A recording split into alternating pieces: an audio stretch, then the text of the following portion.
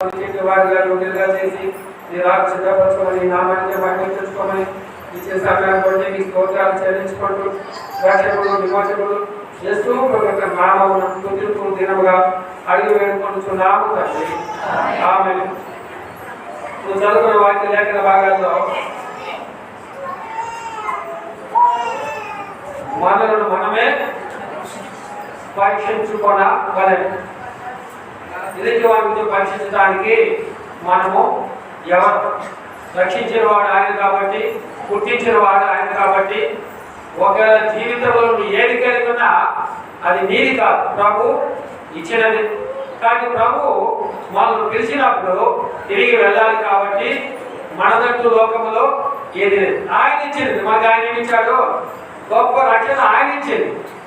గొప్ప రక్షణ ఆయన ఇచ్చాడు కాబట్టి ఈ గొప్ప రక్షణ కలిగి భూలోకంలో మనం ఏదైతే ప్రభు కొరకు చేశామో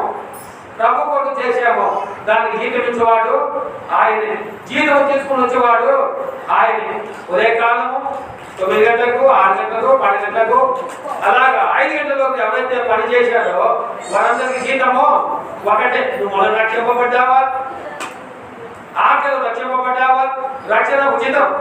కానీ అందుకని ఇచ్చిన రక్షణ ఆయనకే ఘనత మహిమ ప్రభావములు చెల్లెలు కాక. కనుక రాసిన వాక్య లేఖన భాగాల్లో యోహాను సువార్త 9వ అధ్యాయం చదువుకున్న వాక్య భాగంలో వాళ్ళు అడిగారు. ఏమడిగారు?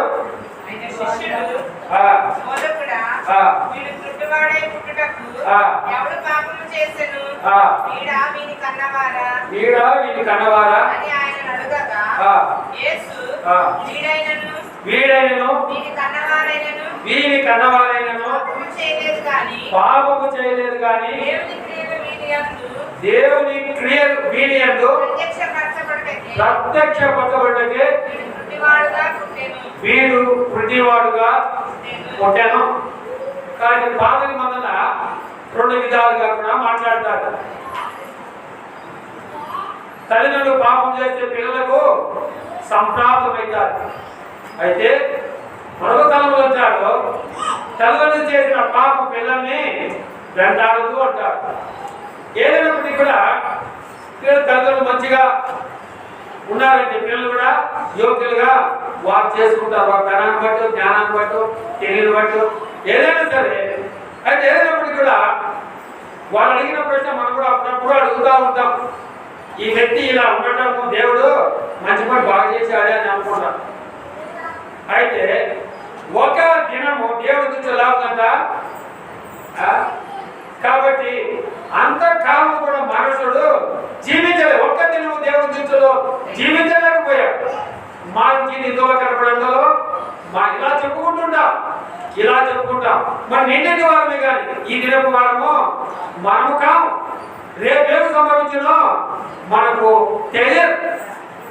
ఇది కూడా నేర్చుకున్నాం. కానీ నిజ జీవితంలో వచ్చే లోపల ఇవన్నీ మనకి వారు పెదవులతో నన్ను ఆరాధిస్తారు కానీ వారి హృదయము దేవునికి చాలా దూరంగా ఉంటారు. కానీ మనం ప్రయాణించిన ప్రయాణంలో ఇంతవరకు వచ్చామంటే ఇంకా ఎంతకాలం భూమిలో ఉంటామో, ఎప్పుడు వెళ్ళిపోతామో మనకు తెలియదు. కానీ అప్పుడప్పుడు అనుకుంటా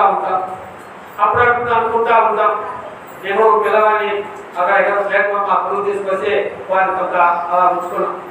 ఆ తర్వాత స్కూల్ పప్పాలని కొన్ని బట్టలు తెచ్చి చొప్పులు తెచ్చి అని వాళ్ళకి పెడితే కొన్ని కాలం బట్టి వాడి ఇంటి నుంచి అలా వదిలేసి నేను వెళ్ళిపోయాడు. తర్వాత అనుకున్నాను, నేను ఈ పిల్లవాడిని పెంచినా నేను పెద్దవాడిని చేయలేను.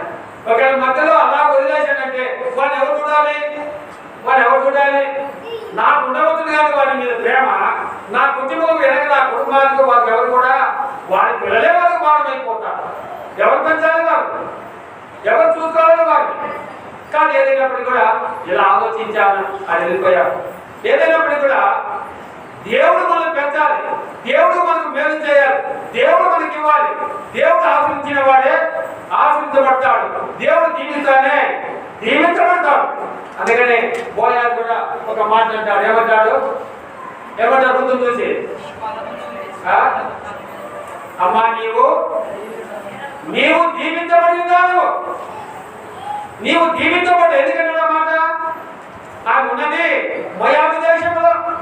ఆ దేశం విడిచిపెట్టి ఏ దేశానికి వచ్చింది? బెత్లెహేముకు వచ్చింది. బెత్లెహేంలో ఉన్నాడు ఎవరండి? దేవుడు ఉన్నాడు, నిజ దేవుడు ఉన్నాడు అక్కడ, నిజ దేవుడు అక్కడ లేడు. కాబట్టి ఓర్ప అలా వెళ్ళిపోయింది. ఓర్ప వెళ్ళిపోయింది కానీ రూతు మాత్రమో ఇలా దాటుకొని వచ్చింది. కానీ విడిచిపెట్టుడి ఇశ్రాయేలు ఎవరిని? యోర్దానుని దాటి రావాలి. మనం లోకంలో ఉన్నా కానీ లోకాన్ని దాటి అలా వెళ్ళాలి. కొంతకాలం ఉండిపోయే మనకి ఎన్నో ఆశలు, ఎన్నో కోరికలు ఉంటాయి మన మీద కూడా. మనం పంపిన పరలోకపు తండ్రి కూడా, ఆయన కూడా మన మీద ఎన్నో కోరికలు, ఆశలు ఉంటాయి. ఆయన ఆశ తీర్చడానికే దేవుడి యొక్క ముఖ దర్శనంలో మన రహస్య పాపాలను కూడా ఆయన కనపడతాయి, ఆయన కలుగుతాయి. ఒక చెట్ల కింద కూర్చున్నావని అలా అడుగుతా ఉంటాను. అలా చేసి చూపించుకొని మా జాతకం చూడి, మా విధానం చూడి, మా భవిష్యత్తు చూడి ఇలా అడుగుతుంటా. అడిగిన తర్వాత పడేమడుగుతాడు వాడు. మన జాతకం అంతా భోగం అంతా చెప్పి ఏమంటాడు? దక్షిణం ఏమండి, కానుకోండి ఏమంటా? ఇంత జాతకం చెప్పావే, నా దగ్గర డబ్బులు ఉన్నాయో తినడానికి. అయినా వాడిని ఏం చేస్తామో వాడే నమ్ముతాం, వాడే బ్రతకలాగే తిరుగుతూ ఉంటాడు. అలా కూడా నేర్చుకున్న విద్య అలా వెళ్తూ ఉంటాడు. అయితే మనము వర్తమాన కాలము, భూతకాలము, భవిష్యత్తు కాలము ఎరిగిన దేవుని కలిగి ఉన్నాము. ఎవరిని కలిగి ఉన్నాము? వర్తమాన, భూత, భవిష్యత్తు కాలము ఎరిగిన దేవాలయ దేవుని ఎరిగింటున్నాం. కాబట్టి రేపేమి సంభవించినో మనకు తెలియదు. అందుకని మన ప్రభు మన పక్షంగా ఎదుగుతున్నాడు. తండ్రి కృపాసన విజ్ఞాపనం చేస్తున్నాడు. అందుకని ఇక్కడ వ్రాయించిన వాక్య లేఖన భాగాల్లో వీరెందుకు ఇలా పుట్టాడు? అనేక స్నేహితులంతా వచ్చి యోగు గారిని అలా పరామర్శించలేదు కానీ ఆరంభంలో పరామర్శించలేదు, అలా కనబడింది కానీ లాస్ట్కి ఏం చేశారు? ఆఖరి కూడా భార్య కూడా కొంత దూరమైపోతా వచ్చింది. కారణం ఏమిటిగా?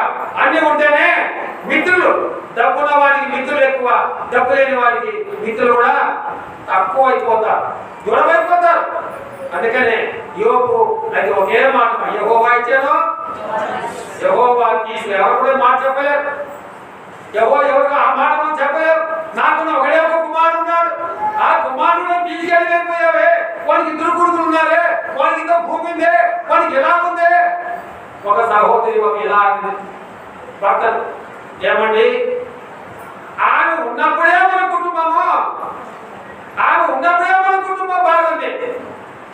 ఇప్పుడు ప్రభు నమ్ముకున్న తర్వాత మన కుటుంబం ఎలా అయిపోయింది? చాలా దిగజారిపోయింది.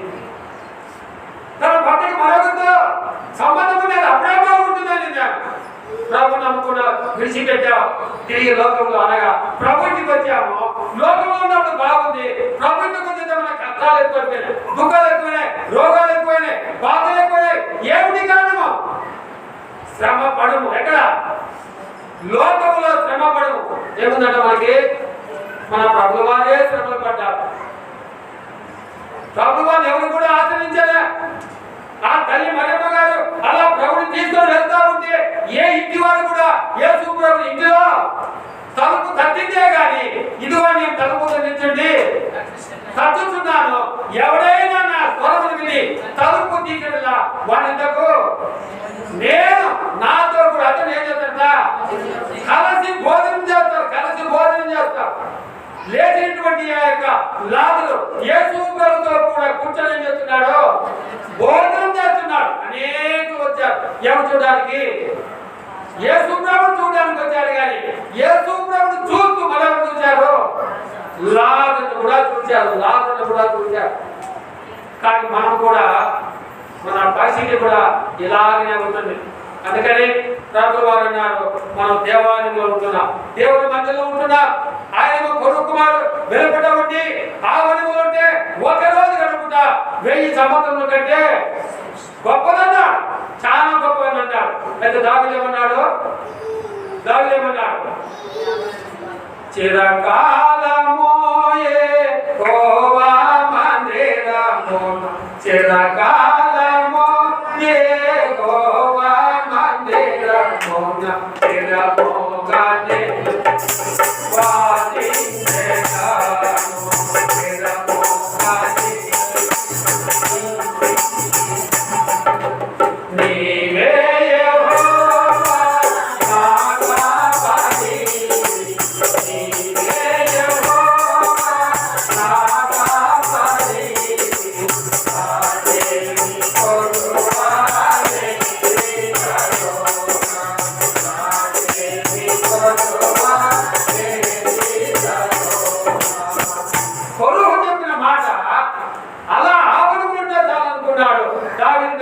ఉండాలనుకున్నాడు? దేవుని మందిరంలో ఉండాలనుకున్నాడు. దేవుని ముందు ఎలా ఉండాలనుకున్నాడు? ఒలివా ఒక మొక్కలాగా పచ్చగా ఉండాలని ఎలా ఉండాలనుకున్నాడు? ఎప్పుడు పచ్చగానే ఉండాలనుకున్నాడు. దేవుని స్వరం వినాలని కోరుకున్నాడు. దివారాత్రులు దేవునికి ఎలా ఉండాలట? ఎవరైనా నాటిన చెట్టు అలాగే ఉండాలనుకున్నాడు. దావీదుకు ఆశ విధానం ఏమిటంటే, నేను ఎక్కడున్నాను? అడవిలో ఉన్నాను, కానీ ఇప్పుడు ఎక్కడొచ్చా? నేను రాత్రికి వచ్చా, రాత్రిలో పరిపాలన చేస్తున్నాను. ఇప్పుడు నాకేం కావాలి? దేవుడికి ఒక మందిరాన్ని కడతా. నేను నగరంలో ఉంటున్నాను. దేవుని యొక్క ఎక్కడుంది? మందసము గుడారంలో ఉంది, గుడారంలో ఉంది. మనకు ఆశ అలా ఉండాలి, మనకు ఆశ అలా ఉండాలి. ఆశగా ప్రాణం దేవుడు చేద్దంట తృప్తి పరిచేవాడు ఉంటాడు. ఏదైనా తింటేనేమో ఆదివారం తింటేనే మనకి మహాతృప్తి. ఆదివారం లేకపోతే ఏంటంటుంటారు, ఏదో బాగలేదయా, ఏదో తప్పకుందయా. కానీ మనం ఆశించింది మనకు సమృద్ధిగా ఉంటేనే మనకు తృప్తి. అందుకనే దావీదు యొక్క ఆశ, అలాగనే దేవుని యొక్క ఆశ ఉంటే దేవాలయానికి వచ్చావు. దేవాలయంలో నీవు నేను ఎలా ఉంటున్నా? మత్తయి రాసిన సువార్త 12వ అధ్యాయంలో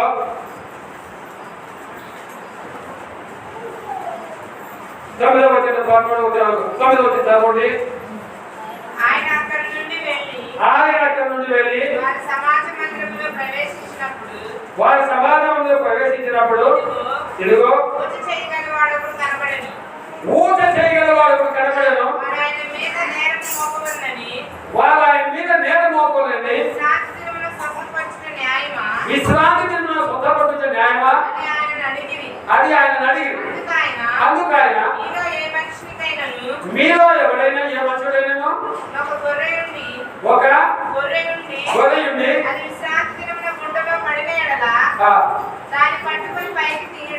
కానీ గుట్టలో పడితే ఏం చేయాలంట? బయటికి తీయడా? కాబట్టి విశ్రాంతి దినమును వేరు చేయడం ధర్మమే అని చెప్పి దేవాలయం వెళ్ళినప్పుడు యేసు ప్రభువు వారు ఆ దేవాలయం ఎవరుంటున్నారు? ఊచ చెయ్యి గలవాడు ఒకరు ఉంటున్నాడు. ఊచ చెయ్యి. అబ్రహాము ఒక కార్యం చేశాడు, తన కుమారుని తీసుకెళ్ళి వెళ్తున్నాడు. ఎవరు చెప్పలే? కాదు, దేవునికి ఏమంటే నువ్వు కుడి చేత ఏదైతే ఇస్తుంటున్నావో ఎవరు చెప్పకూడదు? ఎడమ చేయకూడదు, అనగా భార్య కూడా చెప్పకూడదు. భార్య కూడా పొరపాటు చెప్పామనుకోండి ఏమి చేస్తాడు? చిన్నాక పండుగ దగ్గరకు వస్తుంది, నాకేం తీసుకుపోతే మీ అక్క పెట్టి మీ అమ్మ పెట్టి మీ నాన్న పెట్టి నాకు మాత్రమే కూడా ఏమి వెళ్ళకపోయావే, ఏమి తెల్లకపోయావే. అదానాటి కాదు, చాలా సమృద్ధిగా ఉంది. ఎవరు లేరు, సంతానం లేదు. అలాంటి సమయంలో కుమారుడు చిన్నప్పుడు కూడా ఏం చేశాడు? దేవుడు అడిగాడు. ఎవరు అడిగాడు? దేవుడు అడిగాడు. దేవుడు అడిగిన దానికి ఎవరికి ఇచ్చింది? అబ్రాహాము భార్య కూడా చెప్పకుండా అలా ఎదిగి తీసుకెళ్ళాడు. భార్య ఒప్పుకోదు, భార్య వినదు. ఒకవేళ ఒప్పుకున్నా అది ఒకరికే. అన్న తన కుమారుడు తీసుకొని పోయి దేవాలయం వెళ్తా ఉంటే భర్త కూడా ఏమన్నా తీసుకెళ్ళన్నా, కానీ శాన మాత్రము అలాగటానికి ఎంత మాత్రం కూడా చిన్న బాలిక విషయంలోనే అలాగే ఇశ్రాయేలు ఏమన్నా లోపల ఏం చేసింది? మనకి నుంచి వెలగొట్టేసింది. అంత రోషం ఎవరు? శాన. అందుకని కొన్ని విషయాలు దేవునికి నువ్వు ఏది ఇచ్చినా అనే సపర్యాలు ఒకరికి తెలియకుండా ఒకరు ఎవరికి లేదు, దేవుడికి లే, దేవుడి ఇంటికి లే. మనం ఏదైనా ఇవ్వాలంటే ఏమి ఇచ్చిన వాళ్ళ మనకు వెనకాల ఎన్నో కష్టాలు ఉన్నాయి, ఆపదలు ఉన్నాయి, దుఃఖం ఇలాగ చూస్తూ ఉంటాం. దేవుడికి ఏమైనా చేయకుందుకు రాదు. ఆ గుండెలో పడిపోయినాదని బయటికి తీయాలని ఏం చేస్తావు? మనగాడ గుండెలో మనగాడ పడిపోతాము. కొంత డబ్బులు అలా ఇస్తా ఉంటారు, కొందరు మళ్ళీ కూడా డబ్బులు ఇవ్వరు. ఇచ్చిన మంచిగా తీసుకుంటారు, మంచి మాటలు చెప్తారు, మళ్ళీ తీసుకుంటే ఏమంటారు? ఏం ఆనందాలు అడుగుతున్నావు, మళ్ళీ బెదిరిస్తూనే ఉంటారు. అయితే ప్రభు ఇచ్చిన ఇంత గొప్ప రక్షణ నిర్లక్ష్యం చేసిన ఎలాగో తప్పించుకుంటారు. దేవుడు ఇచ్చిన రక్షణ ఎవరు అడుగుతారు? దేవుడే అడుగుతారు. నేను నీకు ఇచ్చాను కదా, నువ్వు ఎవరికైనా ఇచ్చావా? ఎవరికైనా చెప్పావా? ఎవరైనా తీసుకొని వచ్చావా? మన పరిస్థితి ఎలా ఉంటుందనగా వచ్చిన వారిని వెనక్కి పంపేవారుగా ఉంటాం. వట్టి చేతులతో పంపేవాడిగా ఉంటా. అలాగా దావీదు అలా పంపాడు నాబాలు దగ్గరికి. తన వాడిని పంపాడు. ఎవడో నాబాలు, ఎవడో దావీదు ఎవడానే ఆయన కాసింది కూడా ఆ ధర్మవంతుని దగ్గర ఉన్న తర్వాత ఒకటి ఇవ్వడానికి అతను హృదయం ఒప్పుకోలేదు, అతను అర్థం ఒప్పుకోలేదు. అలాగే ఎదిరించాడు. కానీ ఊట చేయగలవాడు దేవుడు మందిరంలో ఉంటూ దేవుడికి ఇవ్వకపోతే దేవుడికి ఎవరికి ఇద్దాం అనుకుంటున్నా? ఒకవేళ నీకు తిన్నా అని అడగదు. ఒకవేళ మీద కట్టుకున్నా ఆ మీద నీకు ఆశగా ఉండదు. దేవుడు బాధకు దేవుడు ఇవ్వడానికి ఇష్టపడాలి. అందుకనే వాడు దేవాలయంలో ఎంతకాలం ఉన్నాడు కానీ దేవుడికి ఇవ్వడానికి ఒప్పుకోలేకపోయారు. మనం తినిందే తిండి, మనం కట్టిందే బట్ట, మనం కొనిందే వాహనం, మనం కట్టుకునేదే ఇల్లు, దేవుడి ఇల్లు గుడాలు పాడైపోగా, ఈ యొక్క గోడలు పడిపోగా ఎంతగా ఆ యొక్క నెహెమ్యా గారు బాధపడ్డాడు, దావీదు గారు బాధపడ్డాడు. ఎలాగ కొడుకు కుమారుడు ఆవుంటే చాలా ఎందుకంటే అలా అనుకున్నాడు, ఈ తాను నేను రావుగా అంత మంచిది కాదు. అక్కడ ఉన్నా చాలే, నేను ఢిల్లీకి వెళ్ళిపోతాను. ట్రైన్లో లెక్కలో కూర్చున్నా, శ్రీకుల్లో కూర్చున్నా, ఏసీలో కూర్చున్నా, గమ్యస్థానము నేను చేస్తాను కాదు సుమా. డబ్బు ఉన్నవాడు ఎక్కడ వెళ్తాడు? ఏసీలోనే వెళ్తాడు. ఇంకా డబ్బు లేదా? లైన్లో వెళ్తాడు. ఎందుకని వాళ్ళకి డబ్బు ఉన్నది కాబట్టి డబ్బులు ఏం చేస్తాడు? ఆడే ఎక్కుంటాడు, ఆడే కూర్చుంటాడు, ఆడే పొట్టాడుతూ ఉంటాడు. ఒకవేళ టీ చాయ్ ఎవరి దగ్గర ఉంటారు? ఏసీలో మనం ఎవరి దగ్గర ఉంటారు? ఆ వెనకాల పెట్టలో ముందు పెట్టలో అదే ఉంటాడు, అదే కొడుకుంది, వాడే తాగాడు. దానికి ఉద్దేశములుగా మన ప్రయాణం ఎక్కడికి? పరలోకానికి మన ప్రయాణం. భూలోకం యాత్ర సాగిస్తున్నా కానీ ఎప్పుడు ముగిస్తామో మనకు తెలియదు. కానీ మన చెయ్యి ఎలా ఉంది ఒకరికి. అందుకని యేసుక్రీస్తు ప్రభు యొక్క చేతులు ఏ కొట్టబడ్డాయి? శీలం కొట్టబడ్డాయి. ఎందుకని మన చేతితో మనం ఇవ్వలేకపోయాం. మనం దాచుకున్నాం. ప్రభుకి ఇష్టం అనగా మన సుఖాన్ని కోరుకున్నాము కానీ దేవుడికి ఇవ్వడానికి ఇష్టపడలేకపోయాం. అందుకని యేసుక్రీస్తు ప్రభువుగా దేవాలయానికి వెళ్ళి ఎవరు ప్రకటించాడు? వాడిని పూజ చేయగలవాడని చేశాడు. ఆయన మరొక చేయి మంచిగా ఉండాలి. నువ్వు అలా ఉండటానికి లేదు. వాడి రెండవ చేయి కూడా బాగు చేసిన ఎవరు? యేసుక్రీస్తు ప్రభువు వారు. ఎందుకయ్యా మందిరంలో ఆరాధన ఒకటి, తర్వాత హెచ్చరికలు ఒకటి ఎందుకు పెట్టారు? దేవుడు పక్షి గారు మనకి ఇచ్చిన గొప్ప దర్శనం ఇది. హెచ్చరించము, ముందు చెప్పము. దేవుడి వాక్యం మనకు బుద్ధి. అందుకని ఆ తప్పుమైన కుమారుడికి ఎక్కడ బుద్ధి వచ్చిందంట? వాళ్ళకి దేవాలయంలో రాలేదు, ఎవరు శాస్త్రం చెప్పలేదు, ఎవరు బోధ చేయలేదు. ఎవరి దగ్గర నేర్చుకున్నాడంట? పందుల దగ్గర నేర్చుకున్నాడ. పందుల దగ్గర కానీ పాపలోకంలో ఉన్నప్పుడే ఎప్పుడు అప్పుడు సినిమాకి వెళ్ళే టైంలో ఆ హీరో కానీ హీరోయిన్ కానీ ఎవరైనా సరే చాలా రోగాలతో పడిపోయి బాధ అయిపోయి సచ్చిగా చెట్టుగా ఉన్నప్పుడు అట్లా చూపిస్తూ ఉంటారు. ఎవరిని? ఆ మూడు దేవతలు ఇలా చూపిస్తాడు. వాళ్ళు ప్రార్థన, వీళ్ళు ప్రార్థన చేతి ఏమించాగా వాడు పొందిగాడు అని ఉద్దేశంగా ఆఖరి స్టేజ్, ఆఖరి విధానం ఎవరు కావాలి? దేవుడు కావాలి. నీ జీవితంలో దైవమే లేకపోయా నువ్వు పాపంలో ఉంటుంది, చీకటిలో ఉంటుంది, ఆఖరి రోజులు ప్రార్థన చేసిన మాత్రం నువ్వు బ్రతుకుతావా? ఎప్పటికీ బ్రతకలేదు. ఒకవేళ బ్రతికిన ఎవరికి కూడా ఉపయోగముగా నీ ఉండవు. అనగా దేవుడు అక్కడ ఉన్నప్పుడు కూడా ఆ మాటలు నాతో మాట్లాడాడు. దేవుడు హెచ్చరిస్తూ ఉంటాడు. బంధువుల యొక్క మేక పొట్టు తింటున్నా కూడా అతను దైవం మాట్లాడుతూ ఉంటాడు. నా తండ్రి ఇంటిలో ఏముందట? సమృద్ధిని ఆహారం ఎవరికి? కూలివాడికి పనింది. ఆ ఉద్దేశం అనగా దేవుని ఇంటిలో ప్రతి వాడు ఎలాంటి వాడు? కూలివాడే. నువ్వు ఏ పని చేయి, కూలే. నువ్వు బోధముడిగా ఉంటున్నావా లేదా పరిచయం చేసేవాడు ఉంటున్నావా ఎవరికి తెలియదు. అనగా దేవుని పరిచయం చాలా గొప్ప. ఎక్కడ?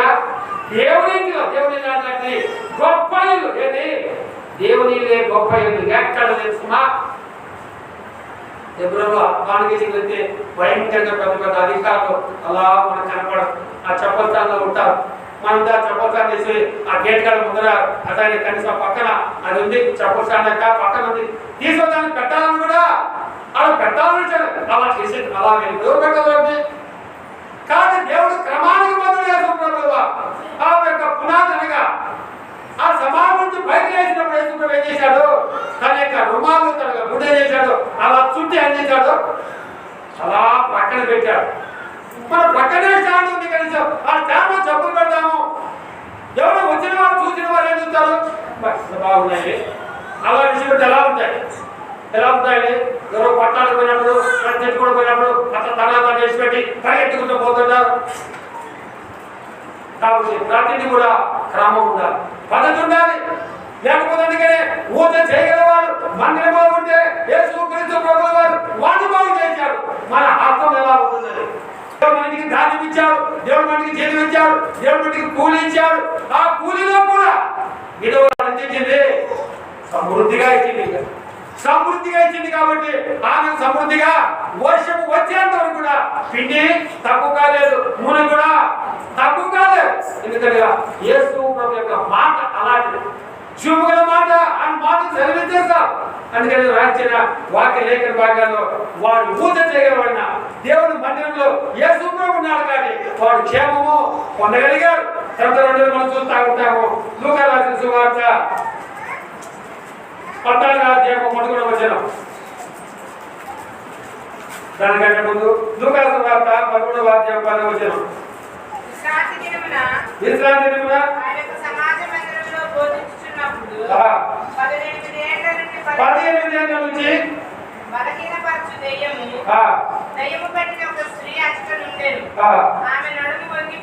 ఆమె నడుము వంగిపోయి మాత్రమే చక్కగా నిలబడలేకుండెను. కాబట్టి ఆమె నడుము వంగిపోయి ఎక్కడుందట? దేవాలయంలో ఉంది, దేవుడు ఎదుట ఉండింది. ఆ ప్రాంతానికి యేసు ప్రభువు వారు వెళ్ళాడు. నడుము వంగిపోయిందంటే ఏంటి పనికిరాడు, నువ్వు పని చేయడానికే పనికిరాడు. అది యేసుక్రీస్తు ప్రభువు వారు యుద్ధ కాలంలో ఉండి యవ్వన కాలంలో ఉండి అందరూ భోజనం చేస్తూ ఉంటే భోజనాన్ని కూర్చుంటే యేసు ప్రభువు వారు లేచి నడుము తువాలు కట్టుకొని తను ఏం చేశాడు, వారి పాదములు కడిగాడు. అనగా బలం ఉన్నప్పుడే శక్తి ఉన్నప్పుడే పని చేయాలి. వృద్ధాప్యమైన తర్వాత నేను టీవీనే చూడను, నీ కళ్ళు కనపడదు చూసేదానికి, నీ కళ్ళే కనపడదా ఇక టీవీ అని చూస్తావు. చెవితో ఎవరైనా వినపడితే చెవి కూడా వినపడదు, ఏం చేస్తావు పరిస్థితులు? కాబట్టి ఉద్దేశం ఏమనగా మన కళ్ళు ఉన్నప్పుడే దేవుడి వాక్యాన్ని చదువు, చెవి ఉన్నప్పుడే దేవుడి వాక్యాన్ని విను. కాబట్టి నడుము గట్టిగా ఉన్నప్పుడే దేవుడి మందిరంలో పని చేయి. మందిరాన్ని పని కూకుండా వస్తారు కొంతమంది, ఏదో సమాచారం కనుక్కున్నట్టు అదేంటుంది ఇదంతా అదేంట. దేవుడి మందిరంలో పని చేయండి. ఏడేం పని కూడా అనుకుంటారు చాలా మంది. ఆలో పెట్టుకుంటే ఇస్తారు కానీ ఇంటికి వస్తే ఉన్నది కూడా ఏమేమి ఇవ్వతాయి మందిరానికి, నువ్వు పరిశ్రమం కానీ మందిరానికి రాంటారు. మందిరానికి తర్వాత ఏమంటారు, పని తెచ్చుకున్నావా, ఉదయం లేచావా, దశభాగం ఇచ్చావా, ఇదని మోసపోయా మాట మమ్మల్ని అక్కడికి ఇవ్వటం లేదు. అంటే అక్కడ నీకు తెలియదు, లోకంలో నీకు తెలియదు, ప్రభు నీకు ఇచ్చాడు కాబట్టి నువ్వు ఏం చేయాలి, ఇవ్వాలి. ఇవ్వడప్పుడు నీకు ఇవ్వబడతాది. ఇతరు పాపాన్ని నేను క్షమించాను కాబట్టి మీరు ఇతరులు ఏం చేయాలా, క్షమించాలి. ఇది ఎక్కడ దొరుకుతుంది?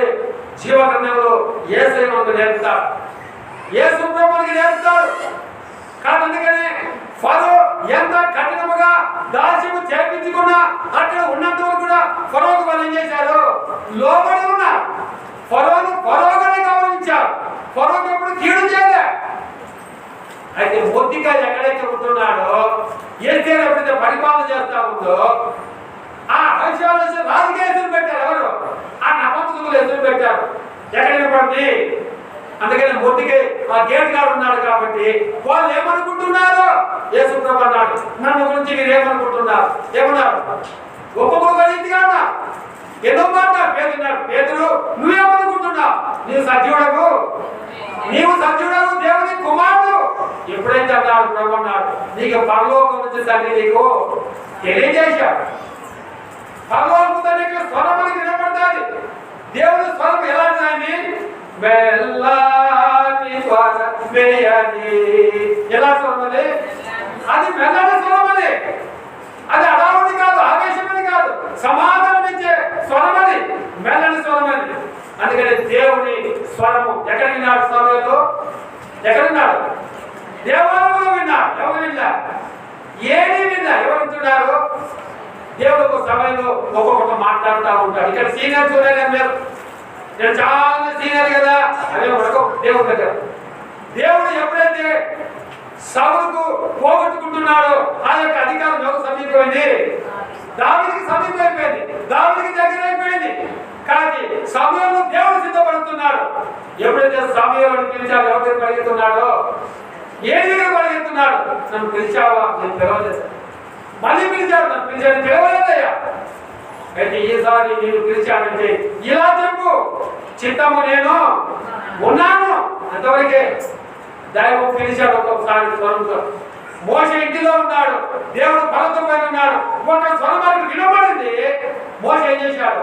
వాళ్ళు అన్నం తింటున్నాడు, పడుకున్నాడు, ఏం చేస్తున్నాడో తెలియదు. కానీ ఎప్పుడైతే స్వరం వినబడింది ఏం చేశాడు? అలా ఎక్కడికి వెళ్ళిపోయాడు? కొండపైకి వెళ్ళిపోయాడు. కొండపైకి అక్కడికి వెళ్ళి దేవుడి యొక్క స్వరాన్ని వింటున్నాడు. మరి మధ్యలో మరియను ఎవరు పిలిచారో, దేవుడి యొక్క తన బాధ వచ్చినా తన హృదయంలో ఉండలేము కానీ నేను తిరిగి లేస్తానని అంతమంది శిష్యులు ఉన్నప్పుడు కూడా పొరవడికి రావట్లేదు. ఎవరికి ఏర్పడింది? ఆ ఒకదాని ఆశ గల ప్రాణాన్ని దేవుడు గుర్తింపచ్చేవాడుగా ఉంటాడు. మనమైతే కొంత చులకడిగా చేస్తూ ఉంటాం. ఎవరిని? స్త్రీని కొంత చులకడిగా చేస్తూ ఉంటాం, చిన్నవాడిని చులకడిగా చేస్తుంటాం. పేదలు అంటాడు ఒక మాట, స్త్రీని ఏం చేయాలంట? అది బలహీన ఘటమైనప్పటికీ దాన్ని ఏం చేయాలంట? సన్మానించమంటాడు. ఎవరిని? మీ భార్యను సన్మానించుడి. ఉప్పు ఎక్కువ ఏం చేయాలంట? బలంగా దిక్కాల తినాలి. ఉంటుందా? ఏ నీకు ఉప్పు ఎక్కువ తెచ్చావు, కారం ఎంత తెచ్చావు, ఇంకా పడుకునే ఉండాలి, ఇంకా లేకుండా ఉండాలి.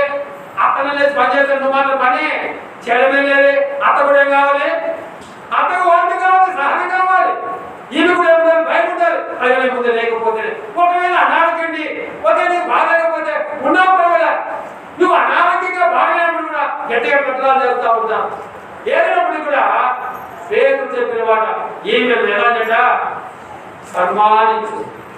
బలహీన ఘటాన్ని సన్మానించు. మన గ్లాసు ఇలా పడేస్తాం. అయితే అదే గ్లాసు ఏం చేస్తాం? పెడతాం. ఎందుకని అని గాజు ఏ గ్లాస్ నుంచి వస్తారు కొన్ని కప్పు తీసుకొచ్చాం.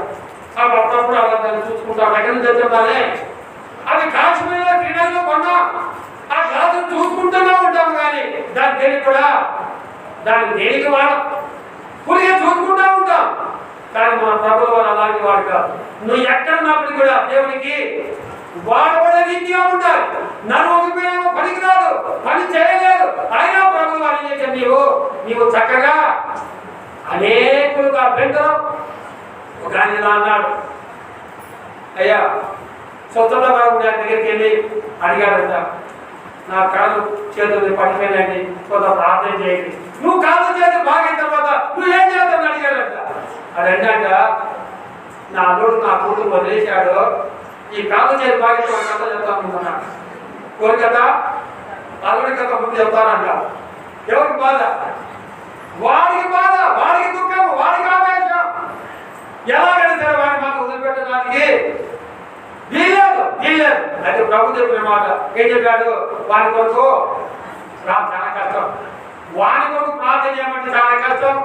మనకు నష్టము కీడు కలిగించిన వారికి ప్రభావాన్ని హృదయాన్ని మార్చము, వారికి మంచి హృదయం దయచేయము. అప్పుడప్పుడు ప్రార్థన చేస్తాడు. సువార్తలకి ప్రభావాన్ని దీవించు, వారిని ఆశీర్వదించు. ఇలా చేస్తూ నాకు కష్టమంట. ఎందుకని వారికి నచ్చలేదు, మార్చలేదు. అయినా వారికి ఏం చేస్తుంటారు? వాళ్ళు ఎవరు నేర్పించారో తెలుసు. కానీ ఏం చేయాలా? యేసు ప్రభువు వారు ఎక్కడికైనా ప్రవర్తన ఎక్కడికైనా ఏం చేశారు? వీరికి ఆశీర్వము దీవెన కలుగులు గాక, ఆశ పడులు గాక. ఎలా ఆశీర్వదించబడాలి? ప్రభు చేత ఆశీర్వదించబడాలి. లోకంలో వారికి ఏం తక్కువ లేదు. ఎరుకో పట్టణంలో వారికి ఏం తక్కువ, సమృద్ధిగా ఉంది వారికి. అయినా వారికి ఏం తక్కువ? అమ్మ నీకు తక్కువ. ఏంటది? రక్షణ తక్కువ, మార్పులు తక్కువ ఉంది, పాప క్షమాపణ తక్కువ ఉంది నీకు. అందుకని ఈమె నడుము వంగిపోయిన స్థితిలో ఆమె ఉన్న కారణాన్ని బట్టి యేసు ప్రభువు ఆమెను కూడా ఏం చేశాడో ఎంతకాలం మందిరంలో ఉందో అలాగని దేవుడి కనికరం, దేవుడికి జాలి, ఆయనకు ప్రేమ కొట్టిపోయింది. ఆమెను కొట్టి సొంతపరిచాడు. కానీ దేవాలయంలో ఎలాంటి వాళ్ళు నడుము వంగిపోయి పని చేయకుండా సోమేలాగా ఉండడానికి లేదు. నీ చేయి ఊత చేయగలిగితే దేవుడికి ఇవ్వకుండా పని చేయకుండా అలా ఉండటానికి లేదు. ఇచ్చే చేయిగా ఉండాలి, పని చేసేవాడుగా ఉండాలి. అప్పుడే దేవుడికి మహిమ ఘనత క్రమాలు ఏర్పడతాయి. మరొక చూసి మొదటి 10 విషయాలు. లూకా రాసిన సువార్త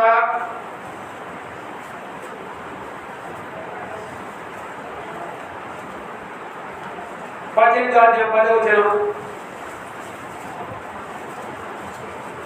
ప్రార్థన చేయటకే ఇద్దరు మనుషులు దేవాలయంలోకి వెళ్ళిరి. ప్రార్థన చేయటకే ఇద్దరు మనుషులు దేవాలయంలోకి వెళ్ళిరి. వారిలో ఒకడు పరిసయ్యుడు, ఒకడు సుంకరి. పరిసయ్యుడు నిలబడి దేవా, దేవా, నేను చోరులను అన్యాయస్తులను అన్యాయస్తులను వ్యభిచారులనైనా ఇతర మనుషుల వలనైనను ఉండనందుకు నీకు కృతజ్ఞతాస్తుతులు చెల్లించుతున్నా. వారంలో 2 మార్లు ఉపవాసం ఉంటున్నా. నా సంపాదన అంతటిలో 10వ వంతు చెల్లించుతున్నా. అయితే సుంకరి దూరముగా నిలుచుండి ఆకాశం వైపు కన్నులెత్తుకైనను ధైర్యము చాలక రొమ్ము కొట్టుకొనుచు, దేవా, పాపినైన నన్ను క్షమించమని పలికెను. ప్రభువా, పాపినైన నన్ను క్షమించుము, కరుణించుము. వాడు ఆరాధన చేస్తారు. ఆరాధన ఎలా ఉంటుంది? మనం తగ్గించుకుంటాము, ప్రభులు వాడు ఏం చేస్తాము? హెచ్చిద్దాం. ప్రభులు వాడు హెచ్చబడాలి, మనము తగ్గబడాలి. అయితే వాడు ఇస్తూనే ఉన్నాడు, తప్పేమి లేదు. ఇస్తున్నాను కదా అని చెప్తున్నాడు. కానీ ఎవరు చెప్పాలి? కానీ దేవుడు సమర్థులు ఎదిగిన వాడుగా, తెలిసిన వాడుగా ఉంటున్నాడు. ఆయన మొదలైనది ఏది కూడా లేనే లేదు. ఆయన సజీవుడు, యుగాయుగము జీవించేవాడు, మన కొంతకాలం జీవించి వెళ్ళిపెట్టేవాడు. అందుకనే ప్రభులు వారికి సంఘంలో ఎవరు కావాలి? రక్షణ, మార్మసు, బాప్తిసం పొందినవారు మందిరంలో ఉంటారు. ప్రభు అనేది ప్రయాసపడే బాగా మోసుకుంటున్న సమర్థ జిల్లాగా నా దగ్గరికి రెండవ పిలిచేవాడు ఆయన. రక్షపడిన తర్వాత, మార్మసు పొందిన తర్వాత, బాప్తిసం పొందిన తర్వాత మళ్ళీ చెప్తాడు ఆయన, మీరు సర్వలోకానికి వెళ్ళి అప్పుడేమో రమ్మన్నాడు, ఇప్పుడేమో ఎక్కడ పొమ్మంటున్నాడు. లోకంలో తోడేళ్ళు ఉన్నాయి. ఎవరు లోకంలో తోడేళ్ళు ఉన్నాయి. జాగ్రత్త, మీరు గొర్రెలాగా ఉంటున్నారు. మనకేం కావాలి? పాము వలె వివేకం కావాలి. పాము వలె పరిశుద్ధత ఉండాలి. పరిశుద్ధంగా ఉండాలి. అందుకని ఎక్కడికి వెళ్ళినా ఇద్దరిద్దరు పంపుతా ఉంటాం. ఒంటరిగా వెళ్ళవద్దు. ప్రార్థన ఇంటి పడకని ఇంటికి వెళ్ళిపోవాలి అనేముంటుంది. నష్టం ఉంటుంది. ఈ దినాలు ఇంకా చాలా భయంకరమైన దినాలు. కానీ అందుకనే మన మాటలు ఎలా ఉండాలంట? ఉప్పు వేసినట్టుగా, అంత ప్రేమగా, మధురంగా, అక్కడి నుంచి తప్పించుకొని వెలిపెట్టిన వారిగా ఉండాలి. అందుకనే వాడు దేవాలయం కలిగి ప్రభు మెచ్చుకున్నవాడే, మెప్పు పొందినవాడు. ఎవరు మెచ్చుకున్నాడు? పాపినైనా నన్ను కనికరించబోయా, నన్ను రక్షించబోయా. మన జీవితంలో మందిరానికి వచ్చి అలాగే చాలా మంది అలాగే పోతున్నారు, అలాగనే వెళ్ళిపోతున్నారు. అప్పుడు జీటి గారు చెప్పేవారు. జీటి గారు ఏం చెప్పేవారు అంటే, ఏమా వాక్యం అంతా విన్నామంటే ఏడనే వాక్యమో నాకేమో ఎత్తుకు ముసుకేసుకోమంటే ముసుగు తీసే లోపల ఇట్లా జాడేసి అదంటే వెళ్ళిపోయా, ఇంకా లేచి ఇంత మొత్తం దులుపు కొట్టండి, నాకు ఒక్కటి కూడా ఎక్కలేదండి. ఎవరు? కానీ ఉద్దేశంగా దేవుడు వాక్యం చెరగితా ఉంది. చెవిగలవాడు వినుగాక అన్నాడు దేవుడు అన్నాడు. అయితే పేదలు చేశాడు కథ తీసుకొని ఒక చెయ్యి చేశాడు అనే ఉద్దేశంగా మనకేమో చెవులు అడిగేస్తున్నా, దేవుడేమో చెవిగలవాడు వినుగాక అన్నాడు. అందుకని దేవుడు అన్నాడు, ఆకాశమా ఆలకించము, భూమి చెవిలకు. లేకపోతే అదే మాట్లాడతాడు. ఏమని? కయ్యను నీ తమ్ముడైనా ఏమేమి ఎక్కడ ఏమన్నాడు? కయ్యను నేనే కాపలా పెట్టావా? మేము దేవుడు అంటున్నాడు. దేవుడు అడుగుతున్నాడు, దైవాన్ని అడుగుతున్నాడు. దేవుడు మనకు మనమే సమర్పణ. అలా దేవుడికి ఏ పనిన్నా మనం సమర్పించుకోవాలి. ఒకరికి మనం సమర్పించేది కాదు. చెప్పులు ఎక్కడ పెట్టాలి అక్కడే పెట్టాలి. ఎవరితో మాట్లాడాలి వాళ్ళతో మాట్లాడాలి. ఎవరు ప్రజలు చెప్పాలి, వందనాలు చెప్పాలి. ముసుకేసుకుని అలా వెళ్ళిపోతుంటే ఎట్లుంటారు పరిస్థితి? నీకు నాకు ఎడమగా. అందుకనే ఆయన నేర్మగా చెప్తాడు, భూమి ఎక్కడైతే వినపడతా ఉందో ఏదనట అక్కడికి వెళ్ళాలట. అక్కడికి వెళ్ళాలి. దేవుడు వాక్యం ఎక్కడ వినపడతాని, స్వరం ఎక్కడ వినపడతాని, ఇది పిలిచేదేముండదు. ఒక కుక్కడ మగిందంటే ఇంకో కుక్కడా, ఆ కుక్కడ అడుగుతారు. ఒక కాకి ఇక్కడ వస్తుందంటే ఇంకో కాకి అక్కడ అడుగుతానే ఉంటారు. ఒక కాకి కింద అన్నం పెట్టామని ఏం చేస్తారు? అన్ని కాపలు చేస్తారు. ఒక కుక్కకి అన్నం పెట్టి ఏం చేస్తారు? అది ఏ కుక్కలు గబా గబా గబా గబా తింటా ఉంటారు. అనగా మనకిచ్చిన వాళ్ళు తింటే కాదు, ఇతరులు ఏం తింటున్నారు అలా చూస్తే మనకు కొంచెం తక్కువ. అయినా పర్వాలేదు, అయినా పర్వాలేదు. అందుకని దేవానికి మనము రక్షణ మార్పు పొంది రక్షణ పొందకపోతే మార్పు పొందకపోతే పాపినైనా నన్ను కనికరించము, రక్షించము. ఎందుకంటే నేను కూడా పనులు చూద్దాముగా పాలు పొందాలి. అప్పుడు కొంతమంది ఏం చేస్తున్నారంటే ఆ పెళ్లికి దేవుడు సందర్భానికి ఇస్రాక్ వెళ్తారు. ఆ ఇస్రాక్ కూర్చుంటారు. ఏం చేస్తారు కొంతమంది? ఏం చేస్తారు కొంతమంది? అందరికీ పెడతారు, అని పెట్టారు అనుకుంటాడు. ఆ ఇంటి యజమాని పిలిచి చెప్తారు, అయ్యా అందరికి అన్నం పెట్టారు, నాకు అన్నం పెట్టాను అన్నాడు. ఆయన ఏం చేశాడంటే ఆ ఇస్రాకు తీసేశారు. ఇస్రాకు మళ్ళీ అడుగుతాం, మళ్ళీ అడుగుతాం. అనగా పని చేయకుండా నువ్వు ఎవరో వాళ్ళు ఎవరు పాల్పొందుతాడు? రక్షణ మానవసు బాధ్యత పొందిన వాళ్ళు అందులో పక్కన ఉంటారు. రక్షణ మానవసు ఉంటారు. ఈ కూడా బాగా పాల్పొందుతున్నా ఏం కూడా తీసుకుంటా ఉన్నా అదే భయంకరంగా మొత్తాలు తెచ్చా, పని చేసి అన్ని చేసా, మళ్ళీ బాగా బాగుంటుంది ఇది అనుకుంటా ఉంటారు. కానీ ఉద్దేశం ఉంటారు. అందుకని ఏం చేస్తారు? మనం అందరూ కళ్ళ మూసుకోండి, అందరూ కళ్ళ మూసి ఎందుకు చేస్తారు? అలా చూసి నీ హృదయాన్ని పాపం చేసుకోవద్దని అంతవరకే. చూడబాకు అంటే చూడబాకు. ఎవరు చూడాలి? పేదలు గారు చెప్పాడు దేవుడు. ఎందుకు పేదలు మునిగిపోయావు అంటే ఏం చెప్పాడు దేవుడు? ఈరోజు చూడబాకు. నేనే చూస్తున్నా, మనమే చూస్తున్నా, మనమే చాలా గొప్పగా ఉంటుంది. మరొకరు చూస్తే బాగుంటుంది. అలాగే ప్రభు వారు మనకి ఇచ్చిన గొప్ప ఆర్థిక దేవుడు అంటే నేను కూడా ప్రార్థనకు వచ్చాను. ప్రార్థనకు వచ్చి గట్టి ఎందుకు చేయలే, కొంత చిన్నగా ప్రార్థన చేద్దాము అని అడిగి ప్రార్థన చేస్తా ఉన్నాను. ఎప్పుడు నిద్ర చెక్కు వచ్చేసింది, నిద్రపోతా ఉన్నా. పక్కన శాంతయ్య గారు వచ్చారు. ఇలా తట్టిలేపాడు, ఇలా చూశాను. తర్వాత నన్ను నేను చూసుకున్నా. ఏమైపోయానో నిద్రలోకి వెళ్ళిపోయా. అనగా మనం మౌనంగా ప్రార్థన చేసినా ఏమైనా చిన్నగా నిద్రకి వెళ్ళింది. అప్పుడు అనుకుంటా ఉంటా ఎవరు ధన్యత అక్కడ చాలా ధన్యత. ముఖ్యంగా తలకనుకున్నాడు ప్రార్థన చేసేది తెలుసు, నిద్రపోయి తెలుసు, ఆమె చేసేది కూడా తెలుసు. ఏదైనప్పుడు కూడా కొంత మెలుగు కలిగి వెళ్ళగానే మెలుగు కలిగి ఉండాలి. బలోపాలు పొందుతున్నా మన మనమే పరీక్షించుకొని బలోపాలు ఇచ్చేయక చేయగా ఉందా, పని చేసే నడవనాలో ఉందా, మన వచ్చిన తర్వాత రక్షణ మార్పు తిరిగి నేను కూడా అందరితో కలిసి ఆరాధించే అలా సమాధానంగా వెయిట్ వారు ఉన్నాం. అలా మనం పరీక్షించుకొని వాళ్ళు పాల్పొందుటకు దేవుడు మనకు సహాయం చేయదుగా ఒకరిని ప్రార్థన చేసుకుందాం.